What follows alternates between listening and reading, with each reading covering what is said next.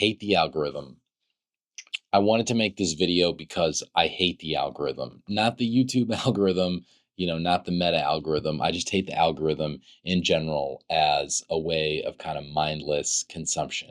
We essentially allow companies to determine who we are and what we see and what we consume, and it's seriously problematic on a lot of different levels.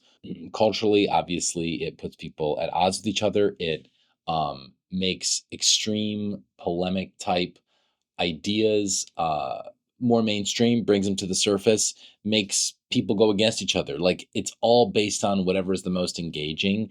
And yeah, we find violence engaging. We find disagreement engaging.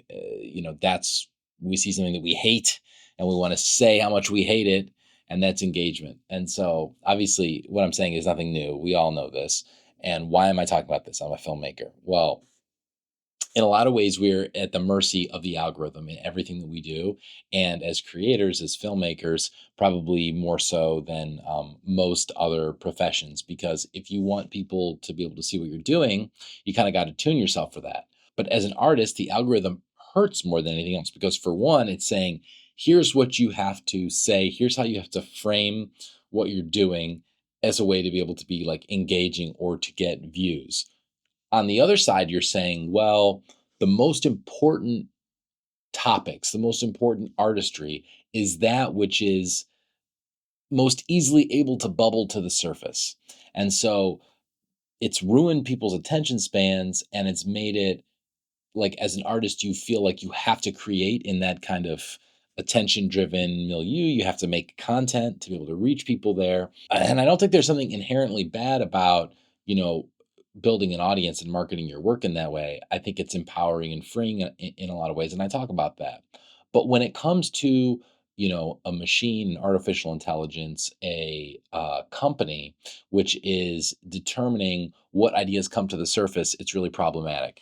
The other thing is, like, say what you will about television or, the film industry before, as someone who consumes this stuff, you always had a choice about what you were going to take. But now the choices are force fed to you. So, you go on YouTube, TikTok, or Meta or whatever, but especially on TikTok, which everyone uses, or YouTube, this, which everyone uses, and you are just bombarded with what you're supposed to think. You're thrown ideas that you're supposed to believe. And that's why I wanted to make this vlog. I think it's deeply, deeply problematic as an artist. And as a filmmaker in the film industry, it's really bad for that too. Advertising, of course, is a way that you can cut through, and spending advertising, I think, is always part of it. But it's not just a matter of getting your voice up; it's what kind of stuff gets elevated. So, what can we do to run counter to that? The purpose of a lot of these things that I do is to build an audience for the type of work that I'm making.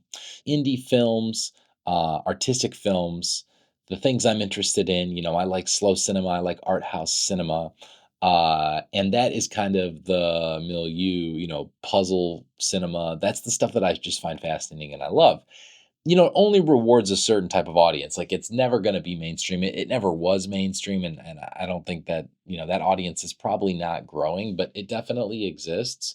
And so I have decided that I'm going to make this work because it's important to me, and to try and reach people, the audience for that, and bring them, to say, hey, this is me. And if you're interested in that kind of stuff, that's the kind of work you're going to find for me. That's what my voice is. And all the content that I make is to support that and to try and empower other people to make art in that world that's authentic to them and to build their audience. The success that I've had with filmmaking, not the commercial side of stuff, which I've had success working in the commercial business. That was how I started my career. But I have had some success as a filmmaker, and it's been about building, niche audiences, and trying to cultivate work that speaks to that audience. So I will say, if you're a filmmaker, you're interested in artistic film and the artistry of film, and how to navigate this world where we're inundated with, social media and advertising, and the algorithm is just so pervasive,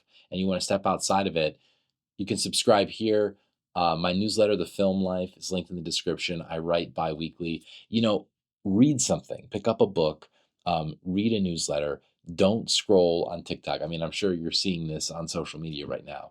I'm trying to create work that is intentional and outside of that. And I know it's not for everybody. So if that's not you, if you're listening to this or if you've made it this far and you think this person is just an idiot, respect. That does not hurt my feelings. I've been called much worse. This is for you if that's the kind of work you want, if that's the kind of person you are, if you're an artist, if you're interested in the arts, if you agree that we need to slow down. Where do I think the opportunities are for somebody like you, for somebody like me? I think we have to go back. We have to go back to how things were a little bit. And I don't want to live in the past. I'm not a Luddite. I mean, I even like AI.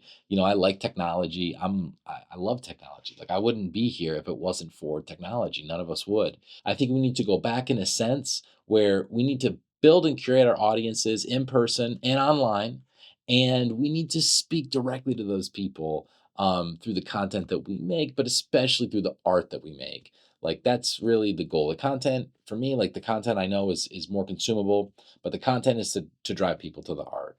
And most people who see my content are never going to go to the art, and that's fine. But if you are that person, then check out the film. Go to the links. Find the work, because that's who I really am. That's like what I really want to do, and this stuff is fun. Then when you're making a project, when you're ready to release it, you can drive your own success. And I think the merchandising of stuff, like previous projects that I've done that have been successful, it's been actually, again, it's been going back. It's physical. It's going to film screenings, and it is selling, posters and merch and Blu-rays and DVDs and stuff like that. And because I think that there's something in a world where everything is algorithms, where everything is just on our phone, it's online. I think there is something physical in the real world that signifies meaning. And that is a lot of what we have lost. We have lost the ability to go and talk to somebody in the street, maybe somebody you even disagree with, and meet them on a human level. It's not something that we're capable of. And I feel like it's been very, the past couple of weeks in life, it's overwhelming. It sucks that so much just feels like it's just so online. People, the loudest voices are the most obnoxious and toxic, and it feels like that's all that we hear. And I'm kind of meandering. This is sort of a vlog, but the purpose of being an artist is to fight against that. It's to say, here is the human experience in the life that we live, and take a look through a different lens. I am finally going back to my passion, which is this kind of narrative work. I have done a lot of work with documentaries the past few years. And I've done some narrative stuff, but even now, like I feel my last film I did, I mean, I wrote it 8 years ago, and it takes a long time to get things finished. But the work I'm doing now, I feel much more as like a reflection of the stuff I really want to be doing, and I'm really proud of it.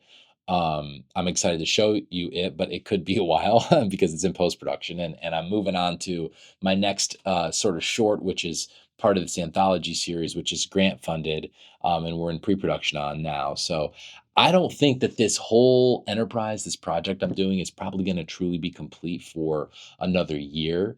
But that is how I like to work. I like to take, I'm not taking so much time that I'm waiting around, but, to take the time to create something with my team, and, experiencing the world and being focused and intentional. And then, like, when it's done, really trying to bring it to this audience of people who love film, who are creators themselves and artists. So I guess, yeah, I'm hoping that's you. If you've made it to this point, you can subscribe, of course, to this channel. We do a lot of tech on here, and I enjoy that part of it. I'm a tech driven filmmaker. I started as a DP, but I wanted to make this video about artistry because we've got some other cool YouTube videos that are in post production now too. But it's just been a really unnerving couple weeks, and the algorithm I feel like is totally to blame, and I'm tired of it. and everything, and Spotify and Instagram and YouTube and Reddit. It's like it just feeds you what it thinks that you want. And it's like, you know what? I want to be able to make some decisions for myself. I do not want to have to feel like, you know, this mindless, machine that turns us against each other is driving all of our conversations. So, this video is probably going to get 10 views, but that's all good. Those will be the right 10 people. So if you like it, subscribe, join my newsletter. I write about filmmaking every other week or, well, at least once a month, and follow along with our projects. Till next time.